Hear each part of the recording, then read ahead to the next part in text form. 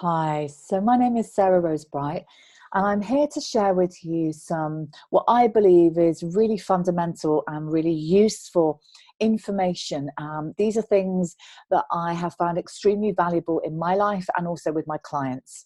And I'm a sex, pleasure, and intimacy coach, and for me, I'm passionate about sharing all this information to help you to have a more fulfilling sex life because there's so much to learn and explore. There's so many myths that many people believe that really greatly affects their sex lives. So this time I'm going to share with you why I feel creating practice time is really important for your sex life. When it comes to sex, we simply don't have a culture of practice, whether it's on our own or whether with a partner. If you go and see a band, a major concert hall or any concert hall, they have put in hours and hours of practice to show up and do the performance. And yet we're expected to just show up in the bedroom and do the performance without any practice. And it's utterly crazy. So, and there's this myth that we just should know what to do when it comes to sex. And many people don't for many, many different reasons. Many people have been brought up to not trust their own body's knowing and their instinct and their intuition.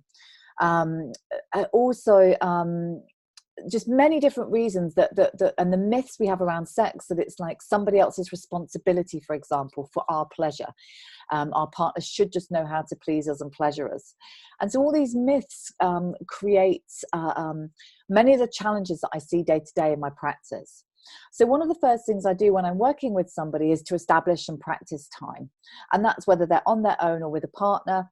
And even if they're in a partnership, still to have self-practice time. Because self-practice time is really important. When we have self-practice time, we're able to listen to our bodies in a different way and really learn how our pleasure and our arousal works. And also to really get to know our body's responses, the language of our own body and our own pleasure, and to trust that as well, which is really important, to listen to that, to connect to that. And it's like self-practice is like a training ground where we can explore the components and skills that help us to really have fulfilling pleasure. So for example, things like learning how to breathe more fully, to relax in our arousal, some really key things. And then when we're with a partner, having practice time takes away the performance and the pressure to be a certain way, to know. And when we're together exploring, we can both be learners together. So we can both be sort of erotic explorers together, and it just takes all that pressure away, and it also can bring back more fun and lightness to something that maybe has become a bit more heavy and serious or functional or mechanical.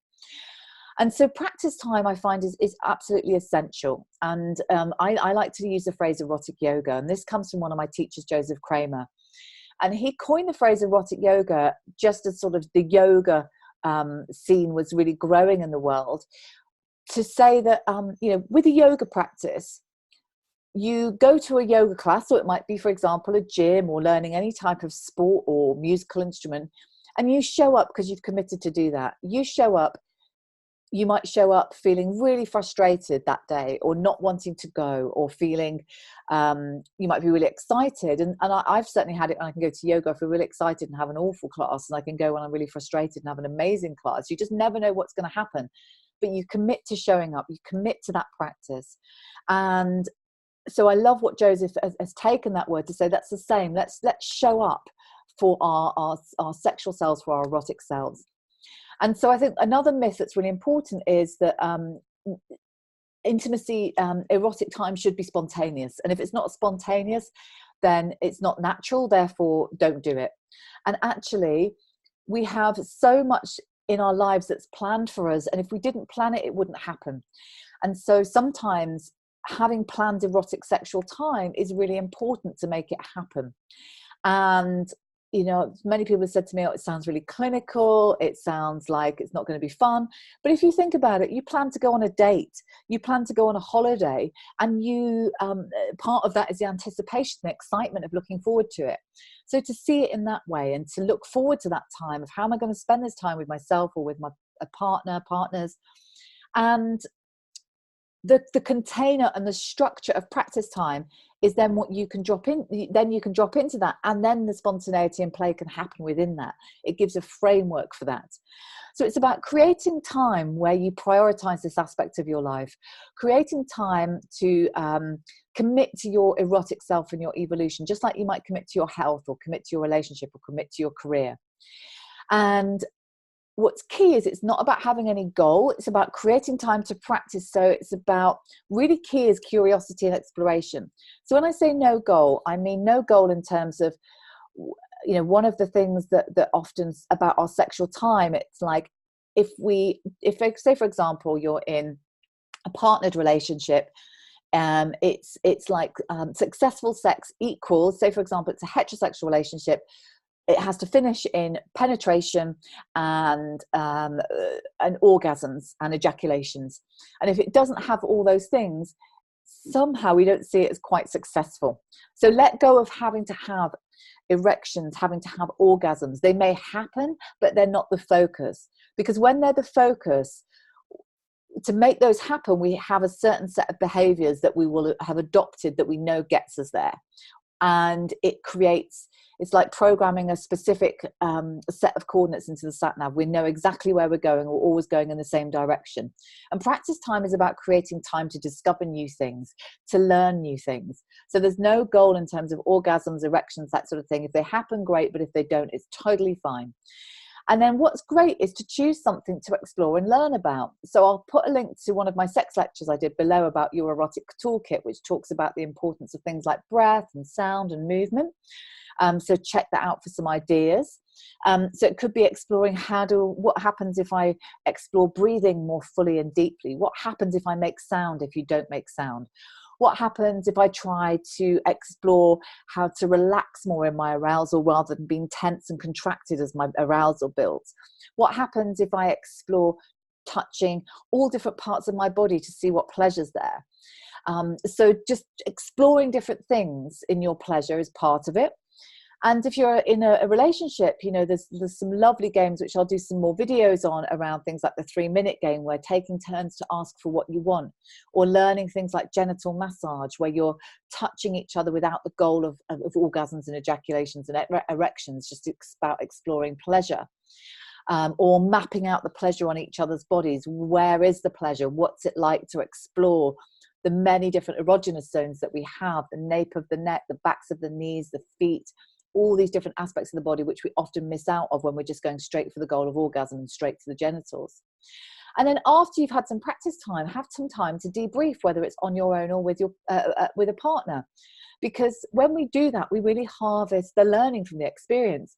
You know, so it's like, what worked? What did you learn? What did you notice? The key questions to ask. You can't get this wrong. You can't get this right. It's about exploration. And it's like, oh, okay, well, I noticed that when I relaxed my body more, my arousal felt really different. Or I noticed that actually, gosh, I didn't realize how much I hold my breath during my pleasure.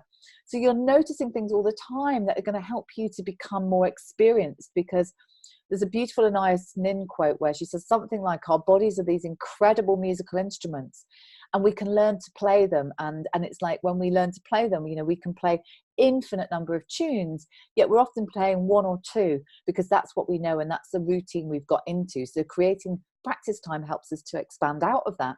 But part of it is often unlearning the habits that we've got into that are limiting the pleasure that we can experience. And the other thing to remember, this is lifelong learning. There is so much to explore. If you're learning yoga, a musical instrument, to dance the tango, there's endless levels and depths that you can go to. And it's exactly the same when it comes to our pleasure. So to really create that time. And also, we're always changing. So, you know, our bodies might respond differently, or, you know, different times of the day, all sorts of different things. You know, we can, if we come at it from this place of total curiosity, we can never get bored because there's so much to discover and learn. And so, and the more we explore this, the more we become connected to our bodies, to our sexual energy, and you know, this really ripples out into the rest of our lives because it gives us a fuel, a power source that we won't get elsewhere. So it's really, really fabulous place for learning and exploration.